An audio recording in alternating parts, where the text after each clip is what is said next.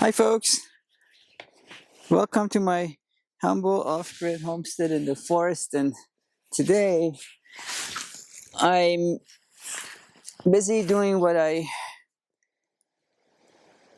should have done in last fall, and that is to clean up one of my strawberry beds. I have another one over there, but I can't get to it yet because there's too much snow around it.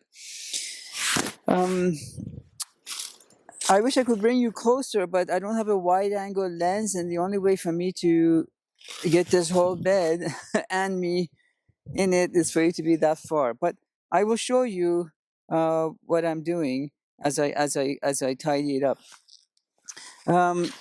So every fall, this is for those of you, I know who you are, that live in the southern hemisphere. You need to tidy up, get rid of the old dead branches of strawberries,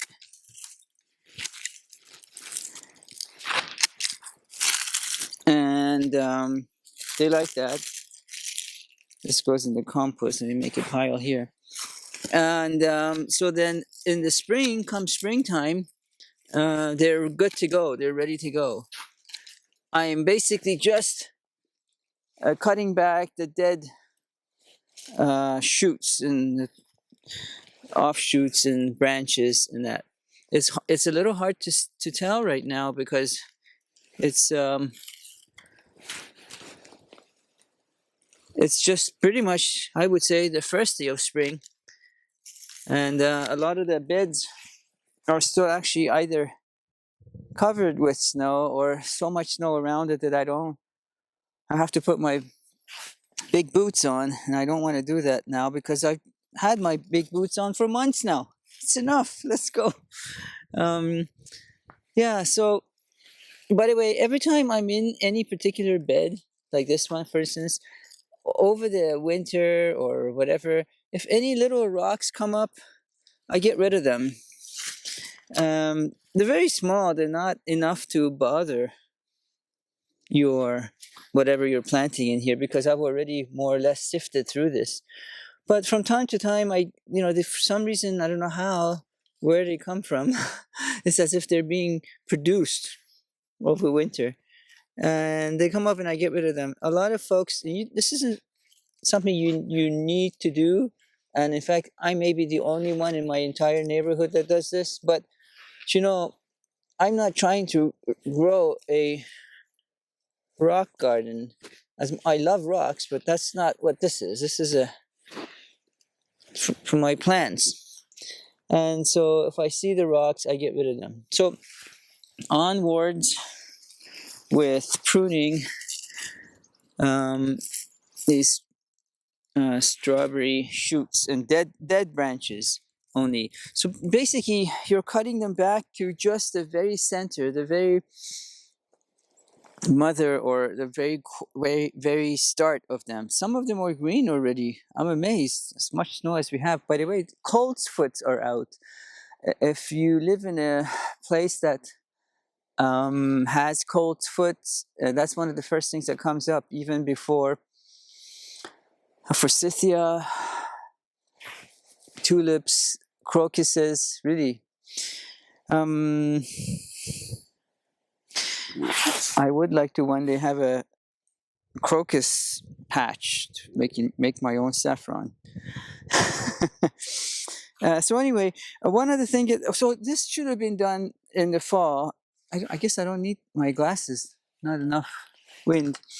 This should have been done in the fall, and I don't know what I was busy doing at the time, so I didn't do them. But soon, in about a month or so, especially where you live, because here is we're late to spring. This is more now second week of April. So you know how when I have another bed that I made specifically to accommodate the shoots that come out of the raspberries or strawberries. So you know how strawberries send out these runners and shoots and that climb they're like creepers or whatever. So actually, the very best thing to do is to transplant them, move them around, cut them back. But one way to do it is that you can get like a little pot. Do I have one around here from last year to show you? Okay, no, about a 2-3 inch pot. You put some soil in it, and you get one of those runners or shoots or whatever. So there's like a straight shoot, like I'll show you maybe a dead one. So the mother of it would be here. A shoot is sent out, and if you look closely, you can see here. I hope you can see. There's a new plant starting to grow. So what you do is you get that little 3-inch pot that you put soil in it under this. So still sitting in your bed, but just resting. You're not digging this into the pot. You're just letting it rest on top. And if you want, you can get like a staple, but like a natural staple. So you can get like a branch like this even. Well, this is too brittle, but a branch that's still fresh enough that you can bend into like a staple, and you poke that into the soil just to hold this in place. Because it might be wind or rain or whatever, and it might knock it off the pot. Just to keep it on top of the pot. And from here, it sends out roots into the pot. And once that gets established, and it takes no time, especially in our zone, because everything knows that they have to rush and produce and grow and whatever before the season's over. So once that's established, then you cut this end off from the mother plant and this part. Now you have a whole new plant growing in that pot, and then you go and transplant it wherever you want. And then you don't have to possibly ever buy. Hey, little one, can you guys see that one there? If I budge, she'll run off. Okay, let me tell you what she's doing. The sap is running off of the maple tree, and it has a bit of a sweetness to it, and she's licking it. If you can't see, this is a chipmunk. It's nutritious. It's better than plain water, and has some sugar in it. And I can show you that sap too. The way I notice is that when it runs, you can see the color of the maple should change. What was that? Oh, the maple's got their buds are starting to swell. Maple buds are red, so it's easy to tell when they look like tiny little ruby jewels. Big maple tree, lots of them. She must have liked that so much that with me here talking, because I'm usually when I'm out, I'm not obviously talking to anyone, not that crazy. And she came close enough because that sap is pretty nutritious stuff. Anyway, so I'm just going to keep going with, it looks like I might have done this. I thought I hadn't done it. There isn't a whole lot to do. So that's good in a way. Then again, there's fallen leaves. Everything's almost brown right now. It's hard to tell, but I'll come back and do it again when the shoots really start. The runners, whatever, leaves really come out, and it's more visible for me to be able to see. This is fun for me. For some of you might think this is tedious, boring work, but I actually enjoy it, so it's not really work for me. That's why when I talk about starting my own, I don't know, sort of a cooperative or intentional community or whatever, I like to get people to do pretty much, if it's possible, only what they love to do. So I can be pruning all day, and which is almost majority of my time right now is pruning. I can't really go into the forest and deal with the fallen trees and the leaning trees or crowding trees because there's too much snow right now. And so pruning is pretty much all I can do. I'm not complaining. I love pruning. Also, I have something like maybe 60 apple trees of different sizes, not big ones, that I can't get to because first of all, I have to walk about 200 feet with all my water and the gloves and the pruners and whatever. And then when I get there, right now there's at least a foot of snow, so it's not pleasant. And sadly, the time to prune fruit trees is in your February, our March. But like I said, we're in second week of we're into the second week of April, and I haven't done it. And I'm not all that worried about it because, the thing is, you can worry, and there's so much. The life will give you so much to worry about that, I'm not gonna worry. If I can help it, I'll just not let it get to me. I'll prune those trees soon, and unfortunately, I don't think I can take you with me because, like I said, it's too far to walk. It's not just around the house. And then when I get there, I don't want to. I mean, if this was live streaming, that would be one thing. You could just watch me do this all day.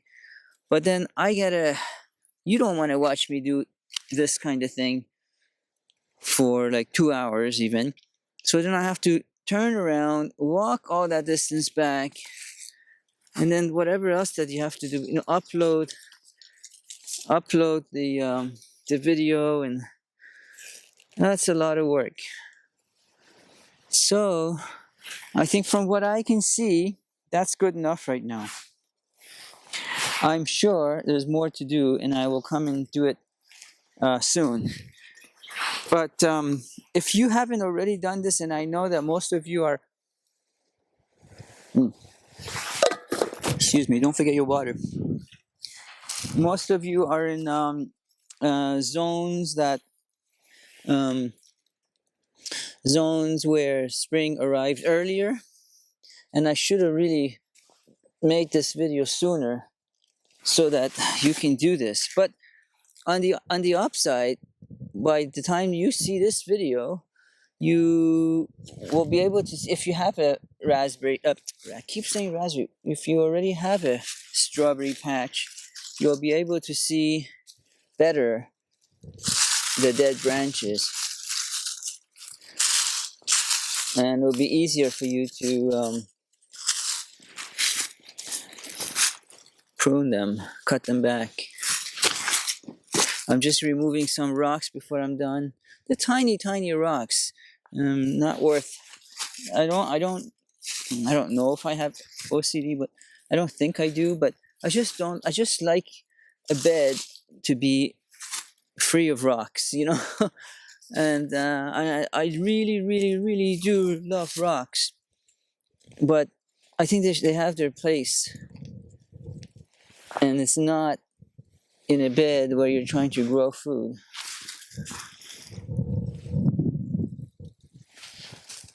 And I'm sure there's a lot more I can't see. You see, I'm not going digging, which, by the way, we don't dig here at our house anyway, because there's a whole network of microorganisms trying to grow fungi, mushrooms, mycelium. And anytime you even scrape the soil, you're disturbing them. Okay, well, maybe now I'll come in, now that I dragged you all the way out here, maybe I'll just, that's it for this bed. The other one I said I can't get to. Maybe I'll change the camera angle and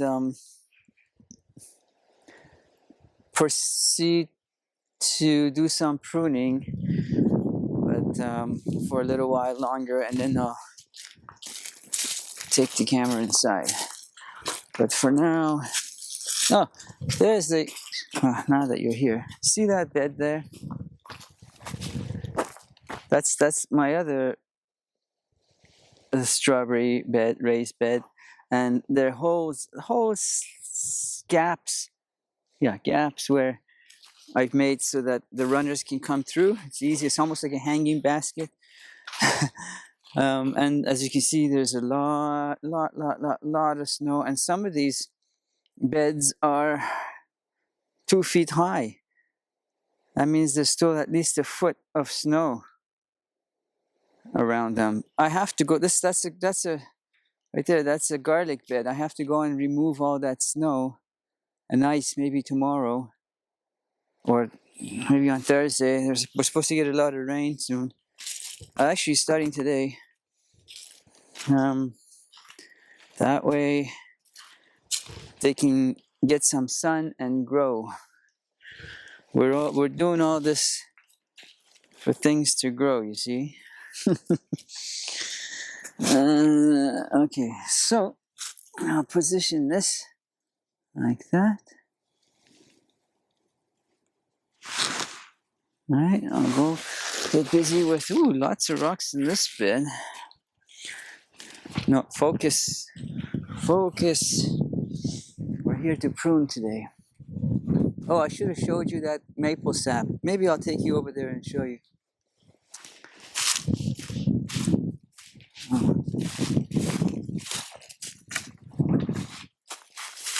Remind me now, before we go in, I need to show you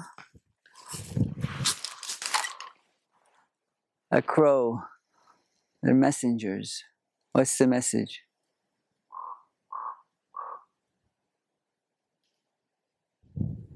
All right. Message wasn't for me, maybe.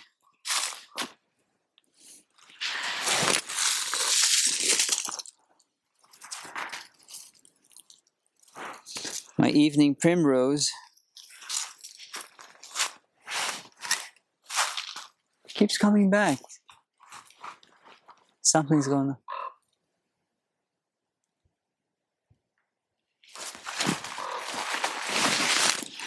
What are you trying to tell me?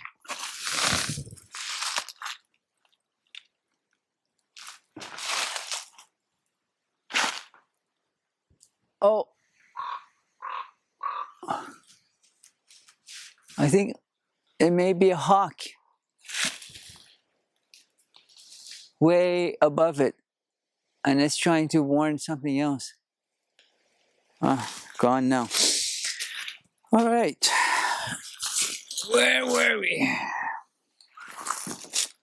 So here I'm making a sort of a, I don't know if I should call it a topiary. I'm trying to make whimsical things out of some of this otherwise somebody might think useless growth. Nothing's useless to me, but so I'm trying to give it some shape by clipping anything that is hanging down, maybe.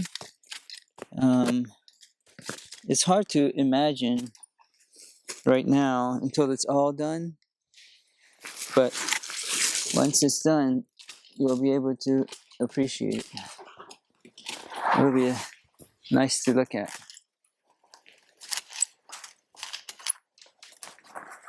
This is, by the way, folks, if you want to, this is how you can make natural privacy walls.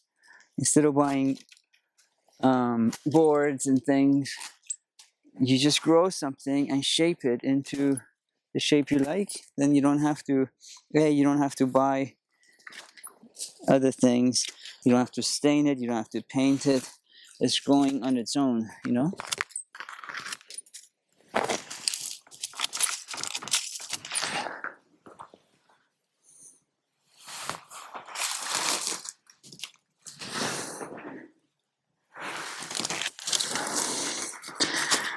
I'm looking forward to when my evening primrose come back. I can make my salves again. It'll be a little while before they come back, but they'll come back. They always have.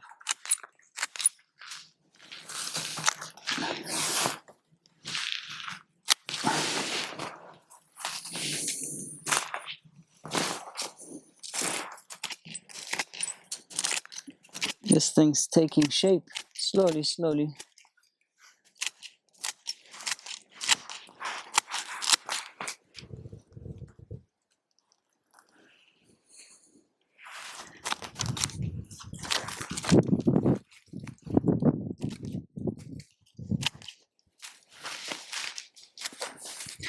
By the way, this pruning thing,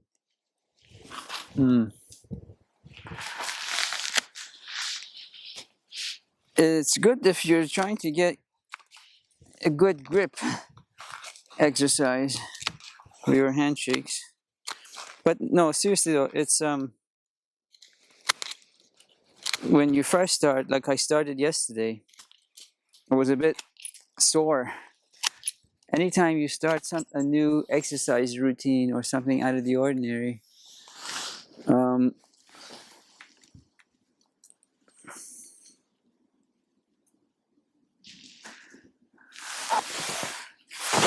it's going to take a bit of a time before you're used to it.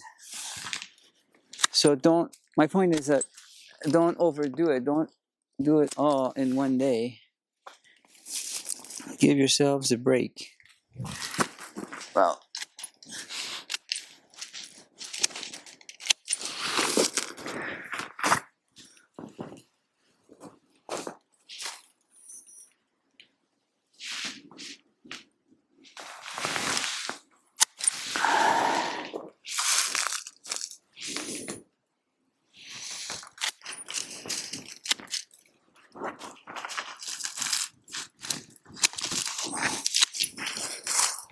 this one here, I'm coppicing.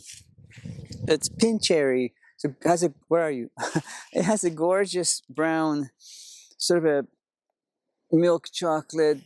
There's a reddish tinge to it, brown. Gorgeous, gorgeous. And I can use this when I'm letting this grow, and I'm harvesting it for crafts and things. These make beautiful, like inside the house. I don't think you've seen, I make curtain rods out of these, but this is too thin right now, about 3/4 of an inch. But when it gets to be, even this one's too thin, about an inch. Oh, over here. When it gets to be this big, they don't live a long time. So, but when they get to be this big or even this big, an inch or a little bit, oh boy, is a good time to harvest them. But what I try to do is to make sure that they go and they grow straight and not have many branches, because that's when your curtains will get hooked on when you try to slide them. I mean, I do try to file these nubbins anyway, but still, you want them as straight as you can. They're good for other things too. You can make buttons out of them because they're very beautiful when you cross-cut them. Very natural, sort of a zero waste approach to if you need buttons for your big. It doesn't matter how thick you want them, but this is natural. It's not from China, and how high do I want this to go? Let me see.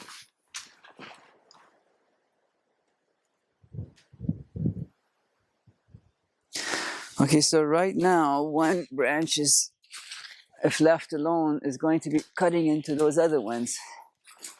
And the time to prune the top branches is now, while they're kind of flexible and a sort of a sap is running through them. Later on, that might not be as possible. And this one's already giving me a bit of a hard time, but it's got a bit of a, can you see? It's got a bit of a round to it, which is fine.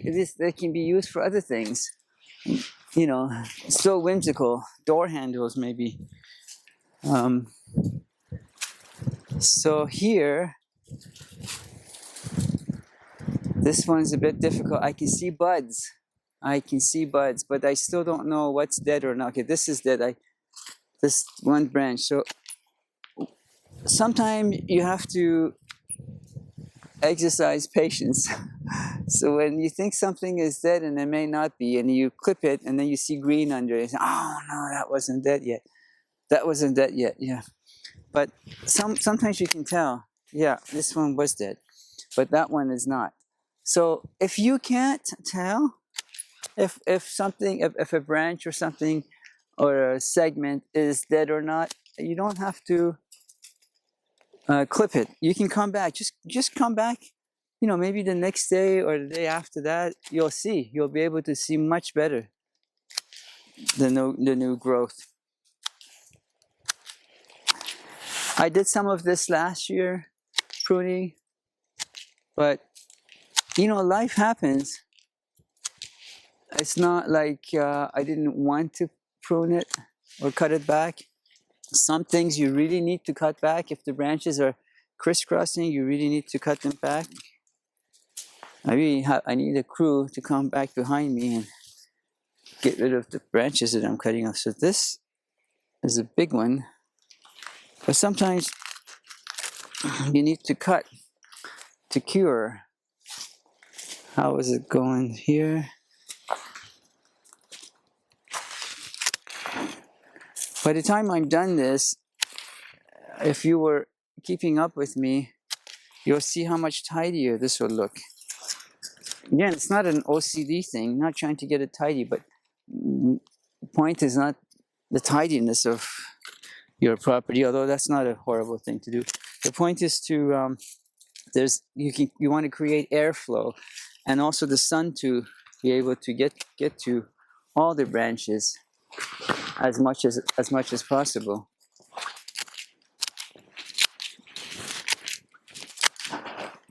So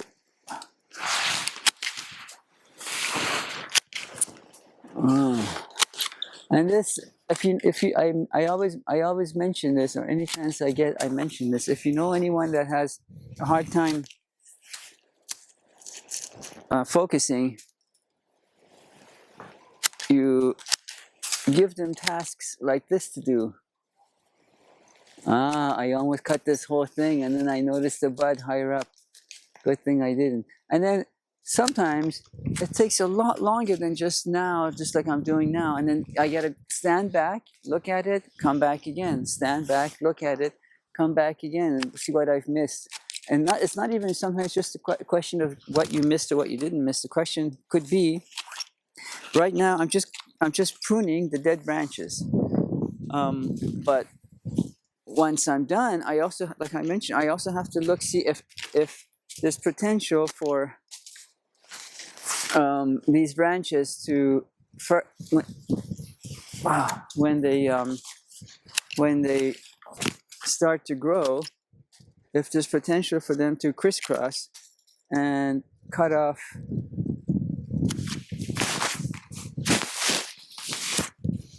the lights, sun supply or air supply to the plant as a whole.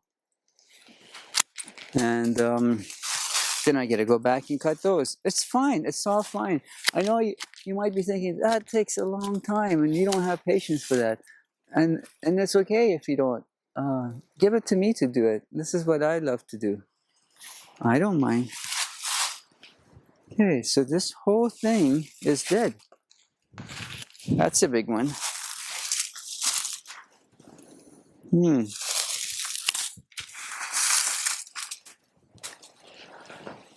Oh, and the sun's out there. Okay, so I gotta somehow not blind myself.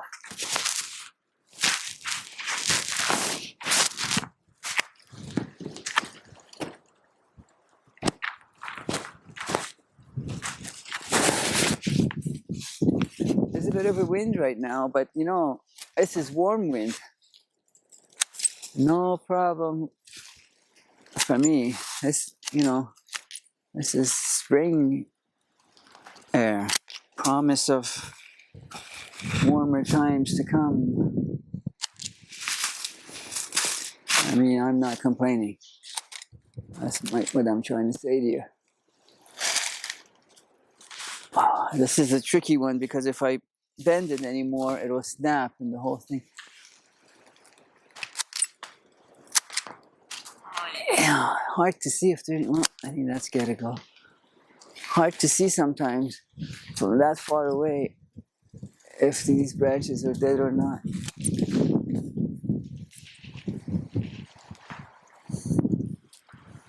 Sometimes I bring a bucket with me to stand on because it's easier to maneuver than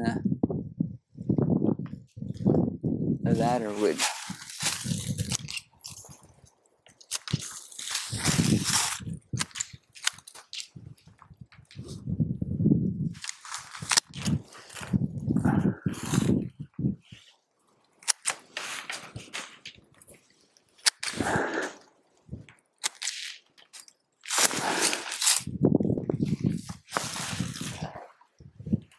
So I think that's it for this one. Now is the time where I have to stand back and look. Let's see. Oh, the sap running here too. Folks, can you see this are two different colors here? That's the regular bark, and this is the wet bark. Yeah, it's probably because I clipped some.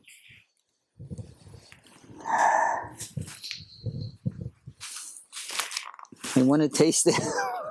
I'm a little worried. Maybe I won't do it. But yeah, sap is running right now.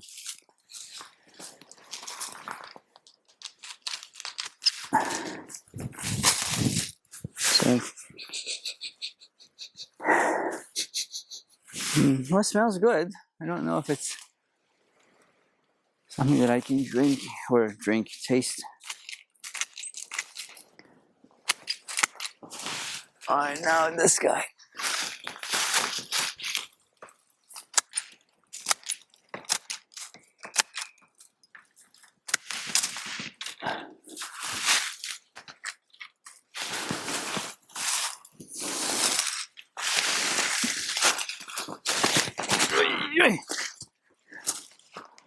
Don't fall down.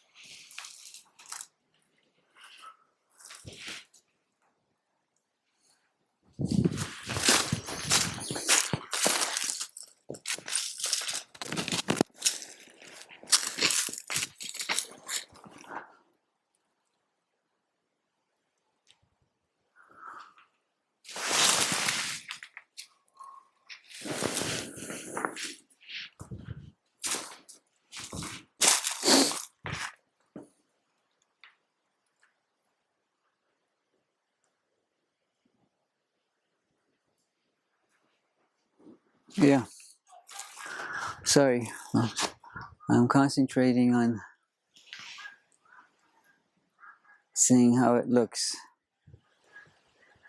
Oh, there's a bunch over there that I missed. My way over and do this.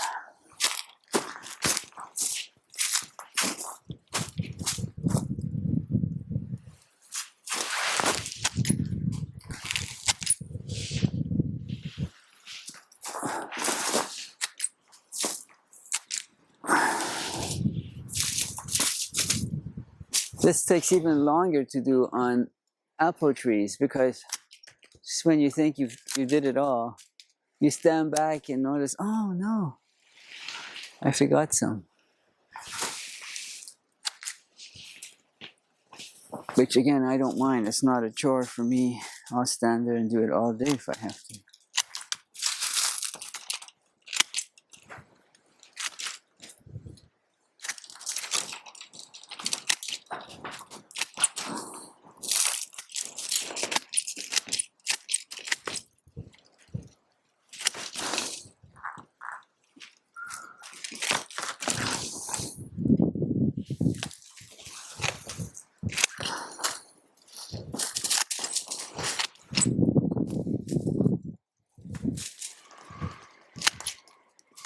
I don't know if you can hear the kids. We have a forest school. It's actually called a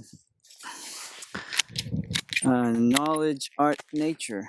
30% art, 30% nature, 30% knowledge. That's what they have to, every day they do.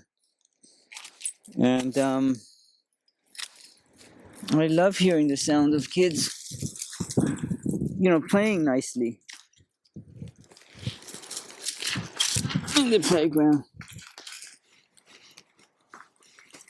And I don't know, folks, do you remember when you were that little? Before life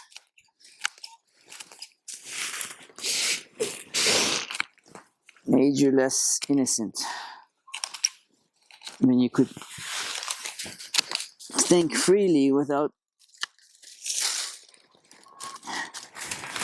people telling you what to think, how to think.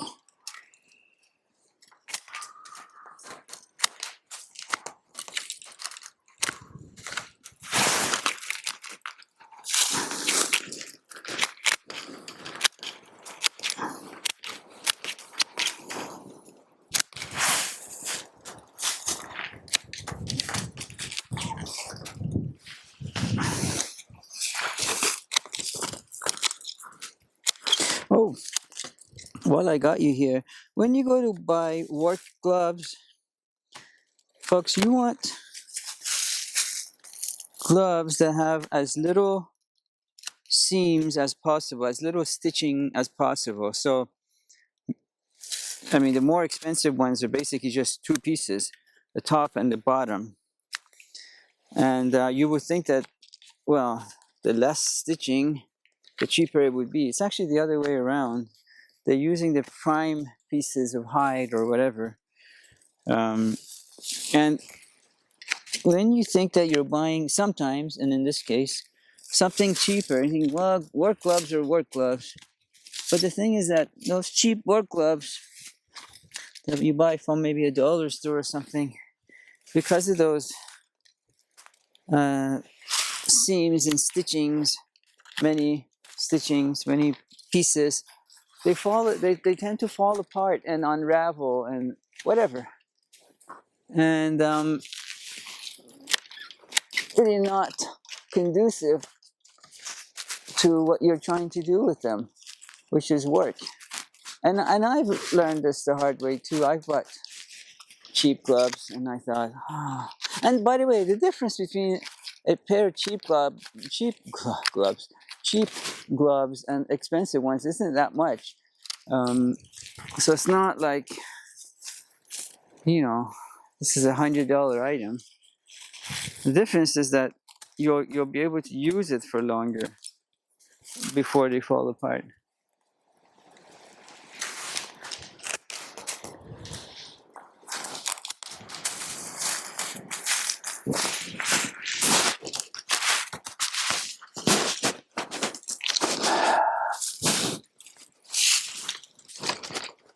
And your pruners too, also redundant. Sharpen them probably more often than you are right now.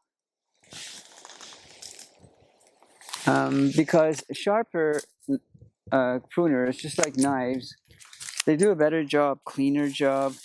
You don't transfer diseases from, sometimes when you're doing, if you're doing gardening because you have like a rose bush or something, and if it's, or some of your flower plants that have diseases or something, and you would, if they get stuck, clean them up. Maybe they need quite a bit of sanding, a bit of oiling, and this is just regular maintenance. If you have the time to do it, and if you don't, come to me, I'll do it for you. It's more productive that way.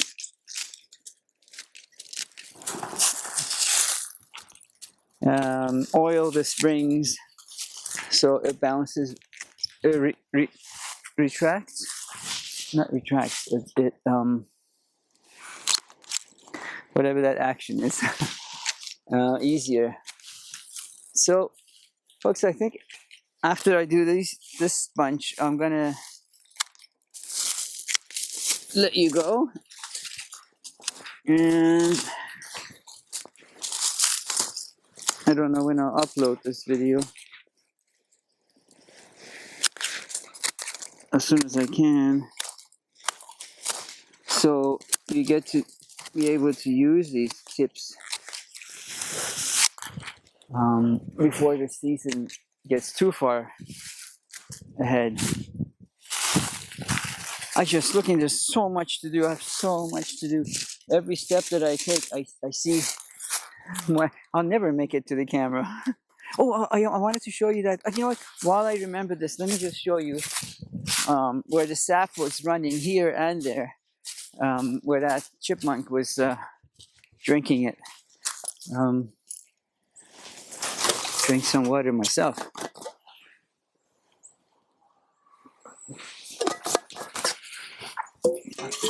Too bad you're here when the kids had have their recess across the road, or else you would have heard nothing here.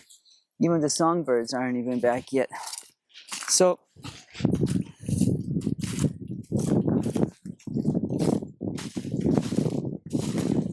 that's where it was standing there and licking. You see how some of the shoots are darker and some are lighter. Darker, lighter. So sometimes there's a bruise or scratch or dent or scrape, and then the sap starts to run. So they were here to lick it. Soon my favorite, well, I love them all, but woodpeckers will be here to do the same thing to the white birches. So same thing here. See how there's like a darker, well, there's a brown and a gray. When it rains, that gray will be brown. Everything will be darker.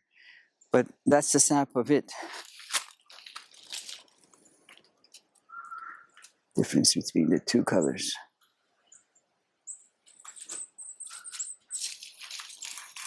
Okay, folks. I'll take you inside. Yeah.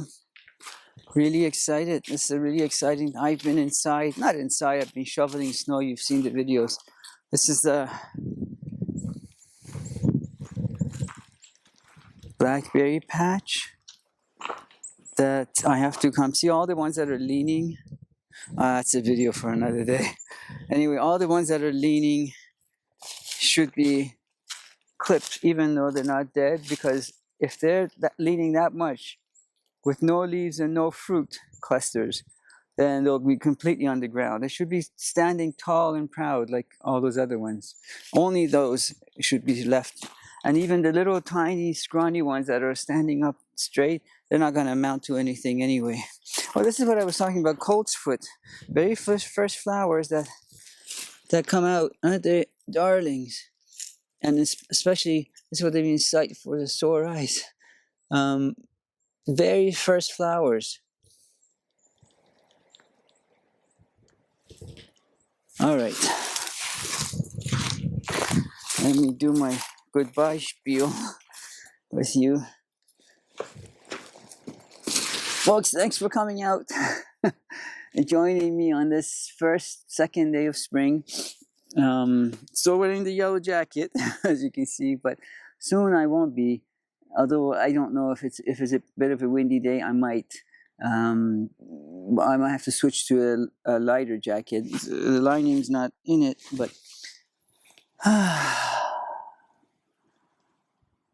get outside, folks. Get outside if you can. Really, honestly, get outside. This is therapy, and some of us need this therapy more than others. Take good care.